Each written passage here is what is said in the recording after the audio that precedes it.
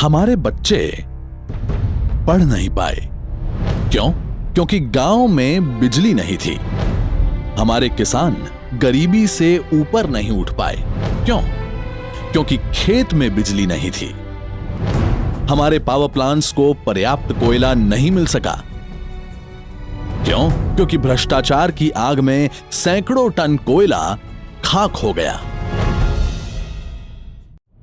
साल 2012 का जुलाई, जब 60 करोड़ से ज्यादा लोग अंधेरी चादर की लपट में आ गए, उसके बाद तो उम्मीदों ने भी साथ छोड़ दिया।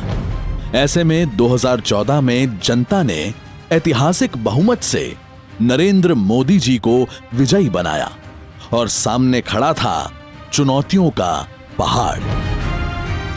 और ऐसे में प्रधानमंत्री जी ने वादा किया, देश में 100% रूरल इलेक्ट्रिफिकेशन करना है और शुरू किया मिशन पावर फॉर ऑल। खुद प्रधानमंत्री जी ने वादा किया था कि 1000 दिन यानी 3 साल से कम समय में देश के बाकी के बिना बिजली वाले सभी 18,452 गांवों में बिजली पहुंचाई जाएगी। पूर्वीय और उत्तर पूर्वीय राज्यों के गांवों को विद्युतीकरण का अधिकतम लाभ मिलेगा। और खास बात तो यह है कि इस वित्तीय वर्ष में ही 5,500 से अधिक गांवों में 100% बिजली पहुंच चुकी है। इसके तहत अभी तक बिहार, उत्तर प्रदेश, असम और झारखंड जैसे 15 राज्यों के 5,737 गांवों में भी बिजली पहुंच चुकी है। ये खुशियां आप इन बच्चों के चेहरों पर देख सकते हैं। हमारे यहाँ पहले लाइट नहीं थी। अब पहले हम दिया से पढ़ते थे, अब लाइट आ गई है, इसलिए हम लाइट से पढ़ते हैं।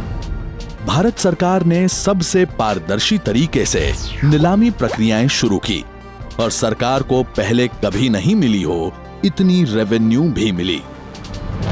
पहले की जटिल समस्याओं को भी सुलझाया जा रहा है। 2/3 पावर प्लांट्स जो कोयले की कमी से जूझ रहे थे, उनमें से एक में भी आज कोयले की कमी नहीं है। दक्षिण भारत की वितरण क्षमता में 71% की बढ़ोतरी हुई, जिससे तमिलनाडु, कर्नाटक, केरल, आंध्र प्रदेश और तेलंगाना के लिए सुनिश्चित हुई सस्ती बिजली। डिस्कॉम्स के संचालन में सुधार करने के लिए उदय योजना, उज्जवल डिस्कॉम एश्योरेंस योजना भी शुरू हुई, जिससे साल 2019 तक सभी डिस्कॉम्स घाटे से बाहर होंगी। क्योंकि इस योजना के अंतर्गत 2019 से हर साल 1,80,000 करोड़ से भी ज्यादा रुपयों की बचत होगी और बिजली के दरों में भी कटौती हो सकेगी। 20 साल में बिजली के उत्पादन में सबसे अधिक वृद्धि हुई। कोयला उत्पादन में अब तक की सबसे बड़ी वृद्धि 2015-16 में जनवरी 2016 तक सालाना दर में 9% की वृद्धि हुई। कोयला आयात में लगातार 7 महीनों तक यानी कि जनवरी 2016 तक गिरावट, जिसके कारण चालू वित्तीय वर्ष में कोयले की आयात में रुपए 22,297 करोड़ की गिरावट हुई। बिजली की कमी भी 11.1% से 2.3% पर आकर गिरी, जो कि भारत के इतिहास में अब तक सबसे कम है। पहली बार सरकार ने मेगावाट नहीं, गीगावाट में अपना लक्ष्य रखा। भारत सरकार दुनिया के सबसे बड़े नवीकरणीय क्षमता विस्तार कार्यक्रम के तहत नवीकरणीय ऊर्जा उत्पादन में 175 गीगावाट क्षमता निर्माण के विशाल लक्ष्य की ओर आगे बढ़ रही है। देश में पहली बार मोदी सरकार ने ऊर्जा क्षमता में बढ़ोतरी और ऊर्जा के व्यय में कटौती के लिए एलईडी बल्ब्स का महाअभियान शुरू किया। एक ही साल में करीब 7 करोड़ एलईडी बल्ब्स बांटे गए और 2019 तक और 77 करोड़ बल्ब्स बांटने का आयोजन है। देखिए, चुनौतियों का पहाड़ कैसे धीरे धीरे पिघलने लगा है।